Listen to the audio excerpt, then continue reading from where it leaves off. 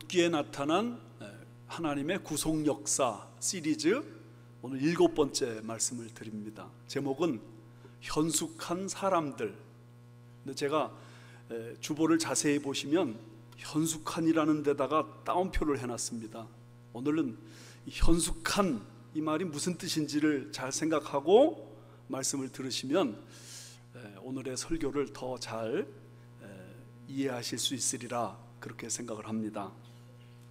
이번 달은 우리 교회가 이 예배당에 들어온 지 2년이 되는 그런 달입니다. 참 세월이 빠르죠? 2년 전에 불경기가 심했습니다. 그리고 여러 가지 악조건이 많았습니다. 그럼에도 불구하고 우리는 이 예배당에 부에나팍 예배당의 그 한계를 느끼면서 이걸 타개해 나가야 되겠다고 생각을 했습니다. 교육관이 지하에 있었기 때문에 거기서 우리 자녀들을 잘 양육하는 게 너무 미안한 마음이 많았습니다. 우리 딸들 둘 있는데 거기서 다 성장했습니다. 그래서 그 일을 위해서 도전을 했는데 중간에 한번 실패를 경험하고 그저 리모델링 하는 걸로 만족해야 됐습니다. 그때 제가 결심했습니다. 이제 이 예배당을 옮기자는 말을 내가 먼저 하지는 않겠다. 그러면서 장로님들 중에 누군가 예배당 옮깁시다. 도무지 이곳은 너무 좁고 너무 불편해서 안 되겠습니다 하는 말씀하시면 그거 하나님의 사인으로 받아들이고 이 일에 도전하리라. 근데 그때 마침 한 3, 4년 전에 당회를 하는데 어떤 장로님이 그렇게 말씀하시는 거예요. 도무지 이제 더 이상 우리 여기서 못 견디겠으니까 우리 이사합시다. 그래서 제가 그 말을 하나님의 사인으로 받아들였습니다. 그때 하나님이 저에게 이렇게 붙잡을 수 있도록 주신 말씀이 있어요. 그게 마태복음 19장 26절 말씀인데요. 예수께서 그들을 보시며 이르시되 사람으로는 할 수 없으나 하나님으로서는 다 하실 수 있느니라. 생각해 볼 때 될 일이 아니었다는 생각이에요. 이게 될 일이 아니다. 그런데 하나님은 마음속에 자꾸만 말씀해 주시는 거예요. 하나님으로서는 다 하실 수 있느니라. 그래서 제가 그 일을 놓고 하나님 앞에서 우리 성도들과 같이 기도하는데 넘어야 될 산이 그렇게 많았고 첩첩 고비고비였어요. 그런데 그럴 때 성도들이 기도만 하면 이상하게 그 문제가 해결되는 거예요. 아시는 분들은 다 아시지만 우리 교인들이 예배당에 오기 위해서 20만 번이 넘는 기도를 했습니다. 어떻게 20만 번 했는가 나중에 교인들에게 들으십시오. 20만 번이 넘는 기도를 했습니다. 그래서 하나님이 그 기도의 응답으로 이 자리에 들어왔는데 제가 그 일들을 돌아보면서 한 가지 생각하는 건 뭐냐면 그때 그래도 한 가지 잘한 거 있다. 안 될 이유가 수십 가지 수백 가지도 넘었는데 그래도 도전했던 거 한번 해보자. 희망은 시로라기 같았는데 그 시로라기 같은 희망이라도 붙잡고 한번 도전해보자. 그렇게 했는데 그 일이 성사가 됐습니다. 여기 오는 과정에 하나님의 기적의 역사가 일어났습니다. 처음에는 교인들도 그렇게 마음 열려 하지 않았었는데 하나님이 베푸시는 기적을 보시더니 이런 말들이 막 나왔습니다. 이거 진짜 하나님의 기적이네요. 하나님이 인도하시는 것 같네요. 네, 맞아요. 정말 그랬어요. 그래가지고 아무튼 여기까지 왔습니다. 여러분, 제가 지금 무슨 얘기 하려고 하는지 그 초점을 잘 이해하십시오. 이 땅 안에는요 금도 많고 은도 많고 석유도 잔뜩 매장되어 있습니다. 어마어마한 양이 매장되어 있습니다. 어디 있는지 몰라서 우리가 못 파죠. 어디 있는지 몰라서 그거 캐어내지 못하죠.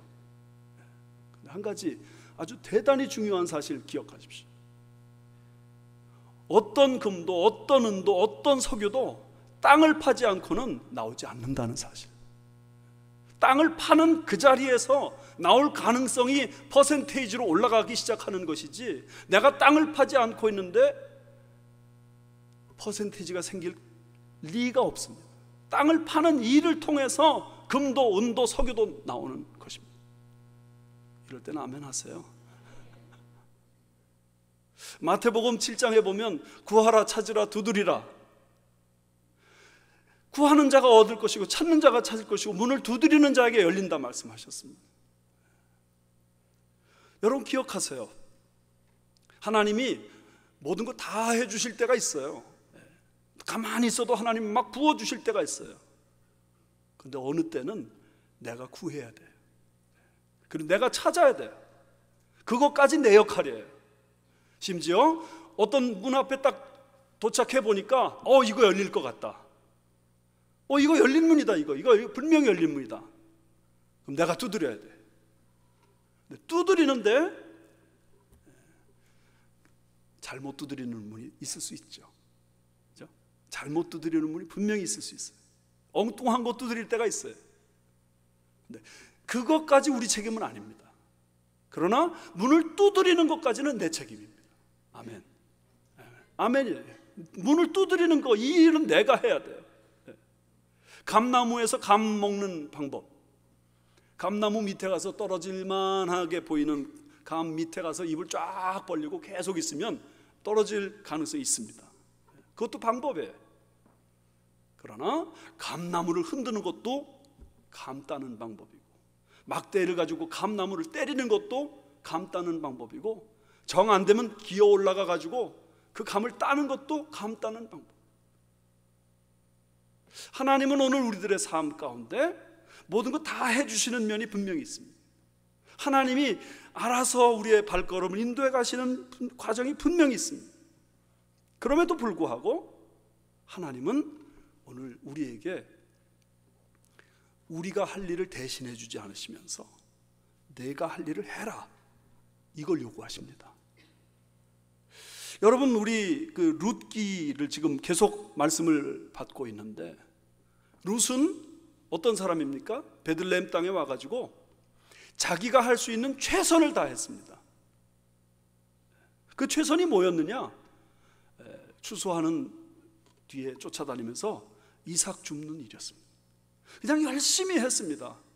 열심히 하다 보니까 배불리 먹게 됐고, 열심히 하다 보니까 몇 주씩이나 먹을 수 있는 양식이 될 만큼 풍요하게 채워지는 그런 축복을 경험했습니다. 이게 룻의 한계로서는 최선이었습니다. 그런데 룻보다 그의 시어머니 나오미는 영적인 사람입니다. 하나님을 먼저 아는 사람입니다. 하나님에 대한 이해가 깊은 사람입니다. 그래서 그는 아무 일도 하지 않고 집안에 머물러 있었지만, 룻이 낮에 이삭을 줍고 돌아와서 하는 말을 듣고는 하나님의 인도하심을 감지하기 시작합니다. 룻이 가서 여러 사람의 밭에 가서 이삭을 주울 수 있는데, 하필이면 그날 이삭 주운 집이 보아스의 집이에요.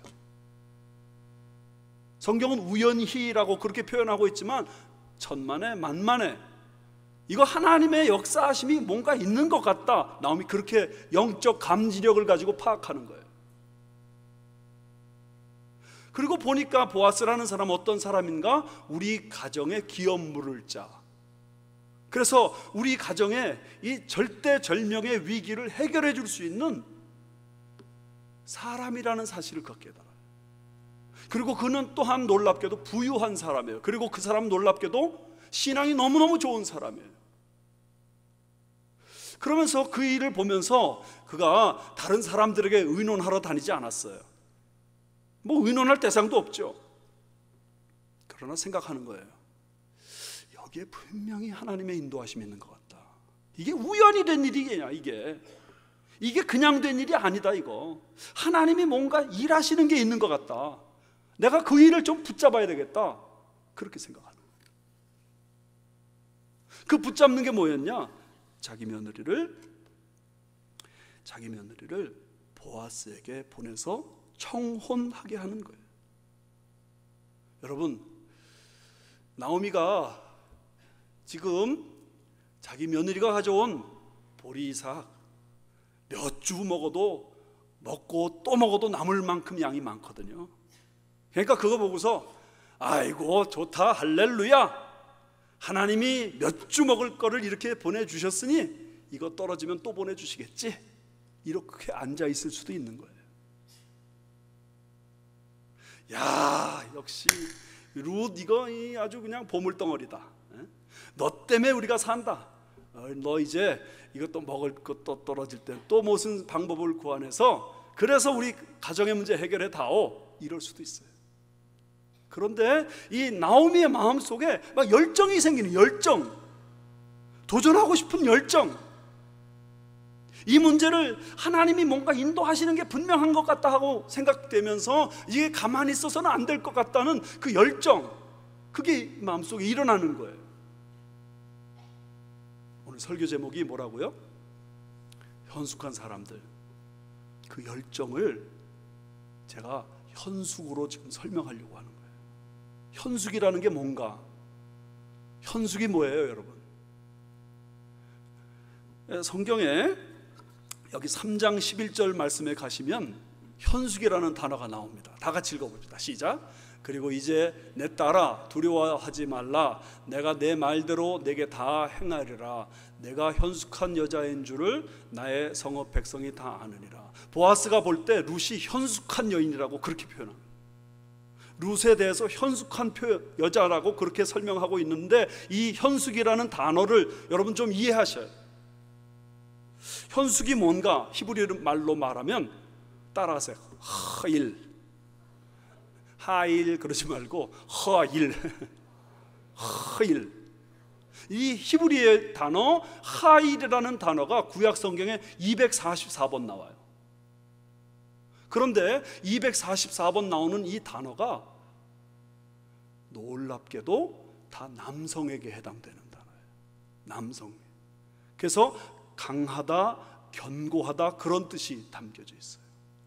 그리고 이것이 명사로 나갈 때는 힘, 능력, 권세, 용기 이렇게 나가요. 힘, 능력, 권세, 용기.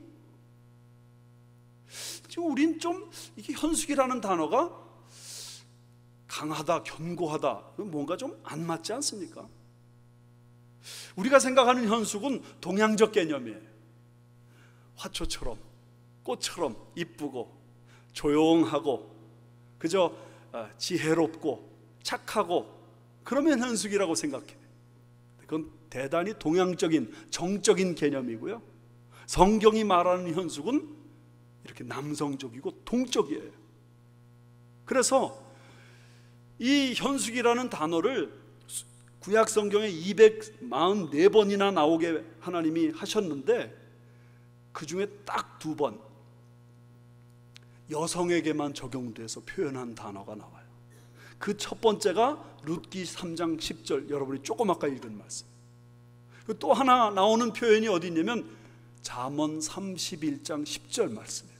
한번 보실래요? 같이 읽어요. 누가 현숙한 여인을 찾아 얻겠느냐, 그의 값은 진주보다 더하니라. 우리 누가 현숙한 여인을 얻겠느냐 할 때 당장 동양적 개념으로 착하고 이쁘고 조용하고 세련된 여자 이거 찾는단 말이에요. 그런데 막상 잠언 31장 10절 이하에 현숙한 여인이 어떤 여인인지를 설명하는데 그 여인은 유능한 여인이에요. 강력한 여인이에요. 삶의 문제를 뛰어넘는 여인이에요. 어려움 앞에서 기죽지 않고 돌파하는 여인이에요. 그 말씀을 제가 몇 가지로 쭉 정리를 해보니까 이런 모습을 가지고 있어요. 첫째, 남편이 신뢰하는 여인. 이게 현숙한 여인이래. 남편이 믿어줄 수 있는 여인.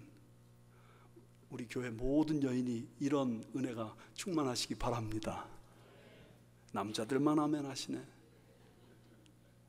남편이 믿을 수 있는 여인, 신뢰할 수 있는 여인, 이 현숙이에요. 두 번째는 뭐냐면 부지런하고 근면한 여인이에요. 여러분 나중에 한번 읽어보세요. 어떻게 되어 있냐면 새벽에 일찍 일어나서 종들에게 일감을 나눠줘요. 사업 수완이 좋아가지고 돈도 잘 벌어요. 그리고 밤늦게까지 일을 쉬지 않고 있는 여인의 모습이 현숙한 여인이라고 설명이 돼요. 그런가 하면 남편을 성공시키고 자녀가 존경하는 여인이에요. 그런가 하면 말에 덕을 끼쳐서 공동체를 살리는 여인이에요. 현숙한 여인이 다소곳하게 앉아있는 그저 심사임당 같은 그런 분위기가 아니라 이렇게 자기 삶의 문제를 자기 삶의 영역 안에서 최선을 다해 감당해가지고 문제를 풀어나가는 사람. 그래서 잠언 31장 30절 31절은 이렇게 되어 있습니다. 고운 것도 거짓되고 아름다운 것도 헛되나 오직 여호와를 경외하는 여자는 칭찬을 받을 것이라. 그 손의 열매가 그에게로 돌아갈 것이요 그 행한 일로 말미암아 성문에서 칭찬을 받으리라. 현숙한 여인은 어떤 사람이냐? 이 모든 현숙함의 근거가 여호와 하나님을 경외하면서 나오기 시작했고, 그리고 그 현숙한 결과 그는 열매를 맺습니다. 그리고 세상 사람들에게도 칭찬을 받는 사람이 됩니다. 이게 현숙의 개념이에요. 만약에 이렇게 따진다고 한다면 오늘 성경 본문에는 현숙한 사람이 세 사람 나와요. 남자 여자를 넘어서 세 사람이 현숙한 사람이 나오는데 제가 왜 그 사람들을 현숙한 사람이라고 말하는지 여러분 오늘 이해하셔야 돼요. 첫 번째는 나오미가 현숙한 사람이에요. 나오미가 현숙한 사람. 저는 이미 나오미에 대해서 말씀을 드렸으니까 복잡하게 또 말씀드리지 않습니다. 다만 그는 문제 앞에서 주저앉아 가만히 있지 않고 그 문제를 풀기 위해 적극적으로 도전하는 사람입니다. 그는 이렇게 생각했습니다. 하나님이 우리 가정을 어떻게든지 살려주실 것이다. 그런데 우리가 그저 먹고 사는 정도로 만족하는 삶을 하나님이 원하시는 게 아니다. 하나님은 우리 가정과 가문을 다시 회복시켜 주시기를 원하신다. 이게 우리를 향하신 하나님의 뜻이다. 그런데 마침 하나님이 일하시는 게 지금 느껴지고 있는 거예요. 보아스를 룻이 이렇게 만나는 과정을 이야기를 쭉 들을 때마다 뭔가 하나님의 역사하심이 있는 것 같아. 그러니까 너 오늘 도전해라. 도전하라는 말은 무슨 뜻이냐면 청혼하라는 말이에요. 안 될 조건을 찾으면 안 될 조건이 너무 많아요. 그렇지만 하나님의 약속의 말씀이 있어요.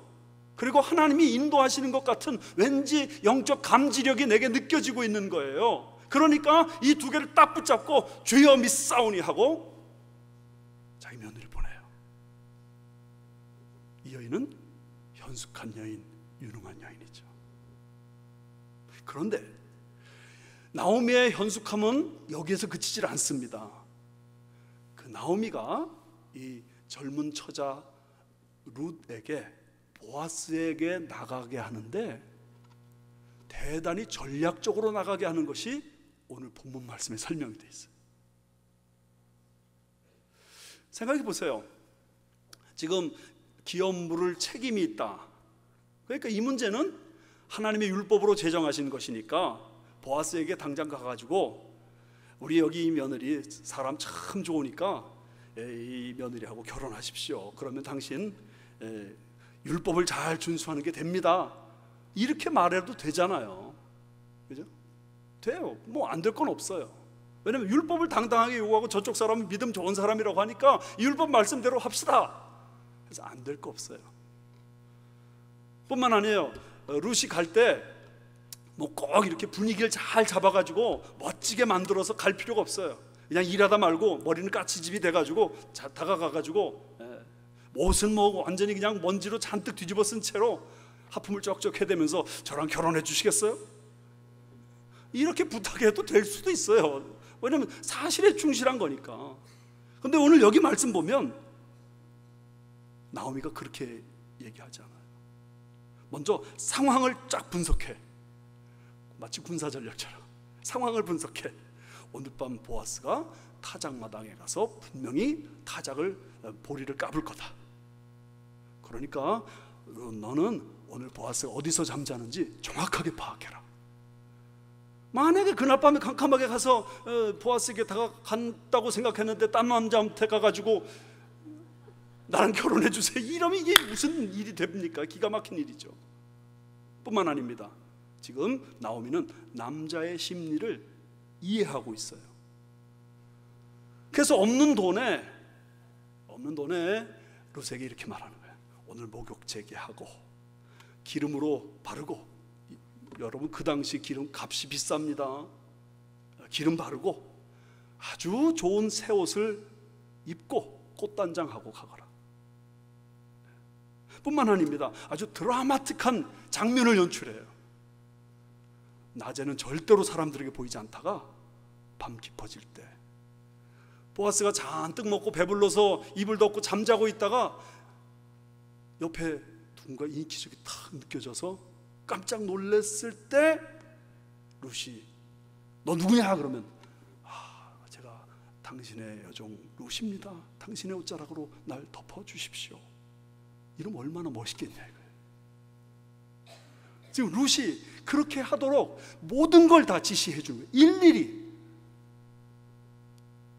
여러분, 부모님들이 자녀들에게 이렇게 데이트 나가고 그럴 때 작전 잘 짜서 보내셔야 돼요. 지금 나오미는 안 그래도 되는데 자기 며느리 룻에게 이 일을 구체적인 작전 지시를 해서 보아스가 그 마음이 저절로 열려서 가정을 살릴 수 있는 길을 만들어준단 말이에요. 이것을 유능하다고 말하지 않겠습니까? 이것이 바로 성경이 말하는 현숙이란 말이에요. 그러니 성경은 오늘 룻이 현숙한 여인이라고 말하고 있지만 나오미도 현숙한 사람이 아니냐. 그 다음 두 번째, 룻이 현숙한 사람입니다. 룻이 현숙해. 3장 11절에서 이미 보아스가 룻이 현숙한 여인이라고 말을 했는데, 사실 오늘 본문 말씀을 가만히 보면 이 룻도 보통 여자가 아니다, 이거 발견합니다. 3장 5절 말씀 보시죠. 룻이 시어머니에게 이르되 어머니의 말씀대로 내가 다 행하리이다 하니라. 여기 룻이 문제점을 먼저 찾아내지 않고 시어머니의 말씀에 순종하려고 내가 다 어머니 말씀대로 하겠다고 하는 이 태도를 보세요.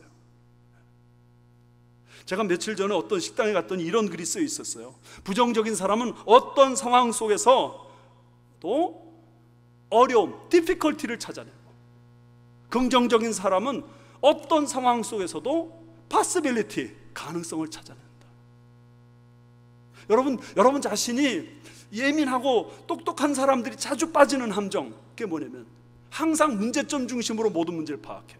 그러니까 될 일이 하나도 없는 거예요.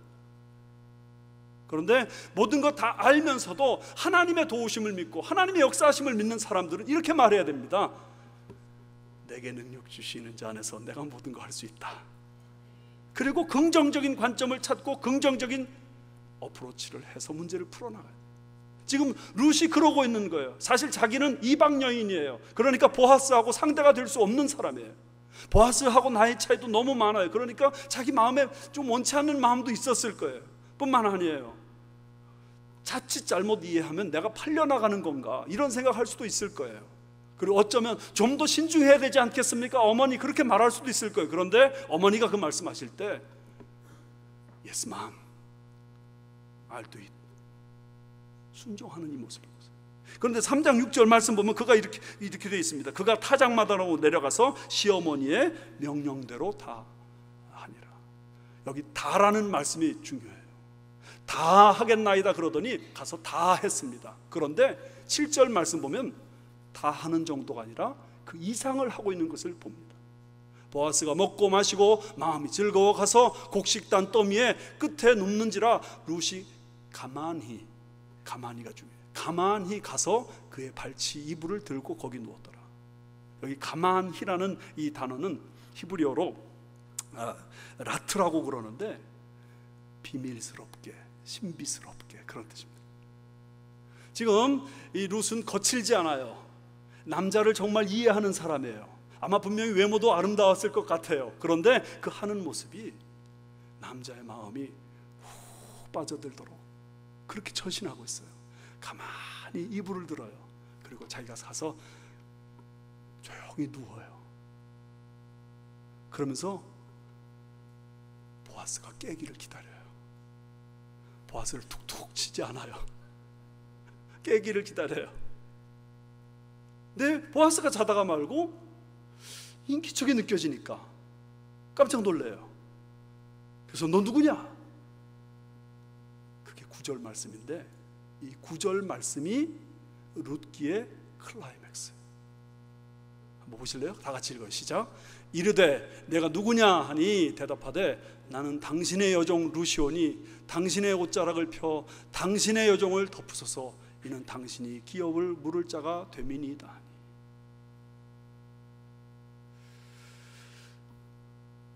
가만히 생각해 보세요. 룻이 옛날 버전은 이래요. 나는 당신의 시녀 루시오니 당신의 옷자락을 펴 당신의 시녀를 덮으소서.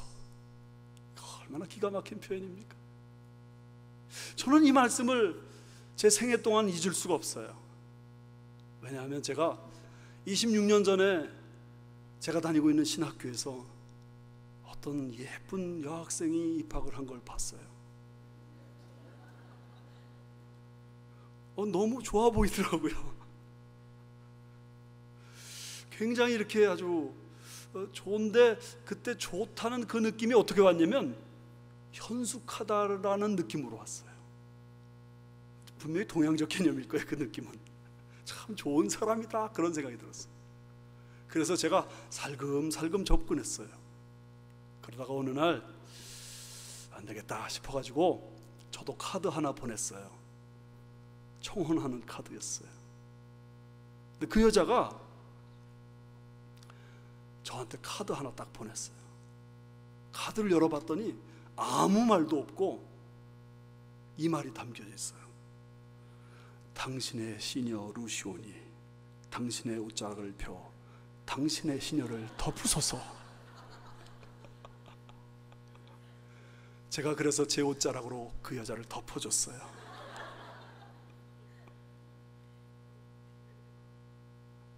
그 사람이 저 뒤에 있어요.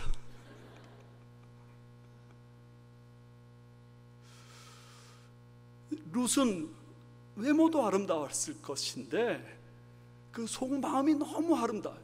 이 남자를 정말로 어떻게 해서 다가가서 내 사랑을 진지하게 고백해야 되는지를 아는 거예요. 이 여인 현숙한 여인 아닐까요? 이 여인 유능한 여인 아닐까요? 세 번째, 보아스가 현숙한 사람이에요.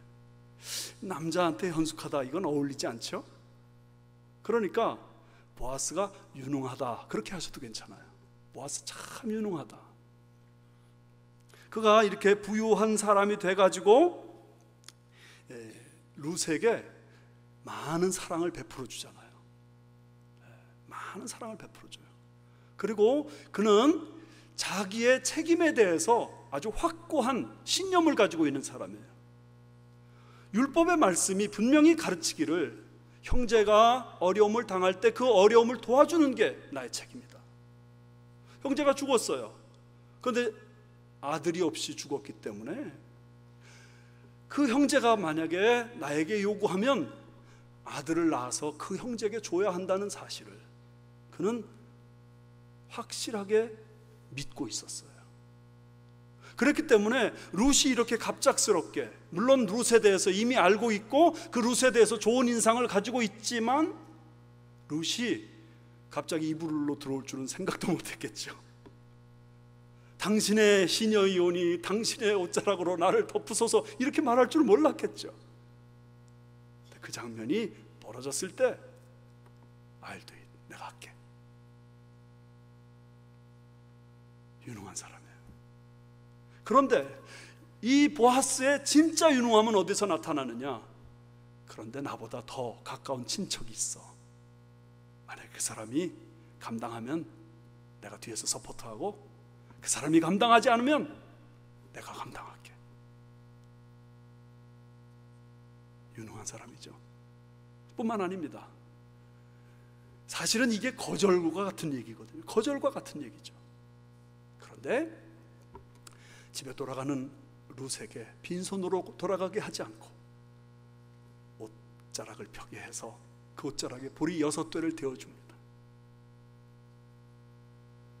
그래서 집으로 돌아가게 하는 이 보아스의 모습은 정말 현숙한 모습이요 유능한 모습 아닙니까? 그러니까 나오미가 나중에 이 보아스에 대해서 마지막에 그렇게 말해요. 그 사람이 오늘 이 일을 성취하기 전에는 쉬지 않을 거다. 보아스에 대한 나오미의 신뢰가 나옵니다. 사랑하는 여러분, 나오미도 룻도 보아스도 오늘 현숙한 사람이다, 케이퍼블한 사람이다, 유능한 사람이다, 지금 그 얘기하는 겁니다. 그러면 여러분 이런 생각이 들 겁니다. 그러면 우리 다 같이 이제 현숙하게 삽시다, 유능하게 삽시다, 그렇게 말해야 됩니다. 그렇게 말하는데 좀 문제가 있어요. 우리가 유능하지 못한데, 현숙하지 못한데 어떻게 내가 유능하고 현숙해질 수 있겠는가? 저는 그런 의미에서 이 한 가지를 더 말해야 됩니다. 이 사람들은 도대체 어떻게 이 현숙한 자리로 가게 됐는가? 어떻게? 우리는 현숙하지 못한데, 우리는 유능하지 못한데, 그럼 이 유능한 사람, 현숙한 사람들 우리가 어떻게 따라가겠어요? 근데 만약에 이 사람들도 원래는 현숙하지 못한 사람인데 현숙한 사람이 되었다면 어떻게 현숙한 사람이 되었는지 우리가 그걸 배워서 우리도 이들처럼 현숙의 삶을 살 수 있지 않겠나. 그런데 룻기를 아무리 읽어봐도 그 대답을 찾을 방법이 없어요. 하지만 단서는 나와 있어요. 단서. 그 단서가 뭔가 3장 10절 말씀입니다. 같이 읽어보죠. 그가 이르되 내 딸아 여호와께서 내게 복 주시기를 원하노라. 내가 가난하건 부하건 젊은 자를 따르지 아니하였으니 내가 베푼 인애가 처음보다 나중이 더하도다. 여기 인애라고 하는 단어, 인애, 히브리어로 헤세드라고 말합니다.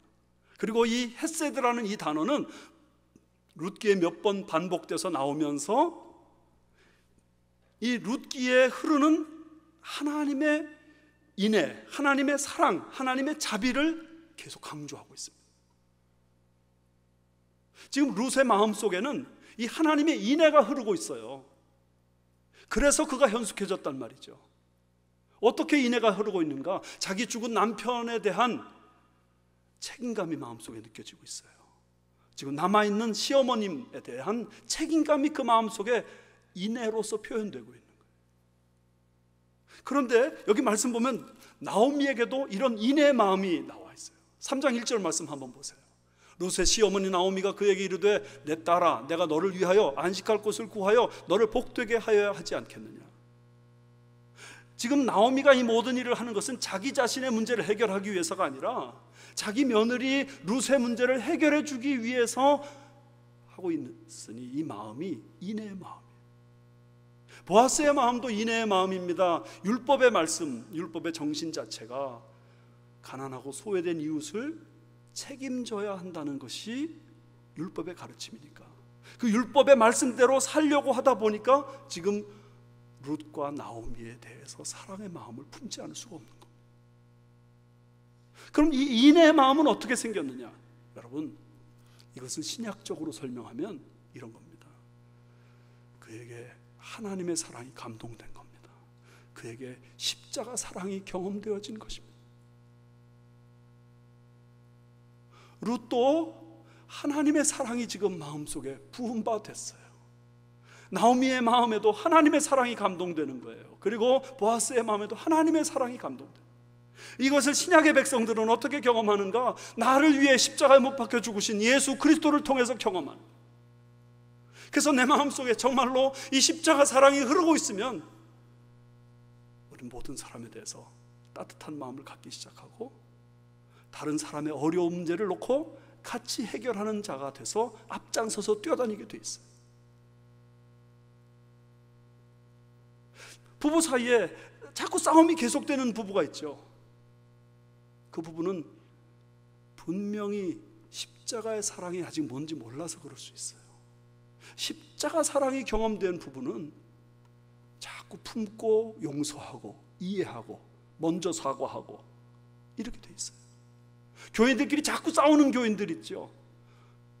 그 사람 진짜 그게 문제일지도 몰라요. 그렇지만 아니에요. 그 이전에 먼저 십자가 사랑을 잘 모르기 때문에 자꾸 밉고 자꾸 싸우고 자꾸 다투고 자꾸 분열하고 나눠지는 거예요.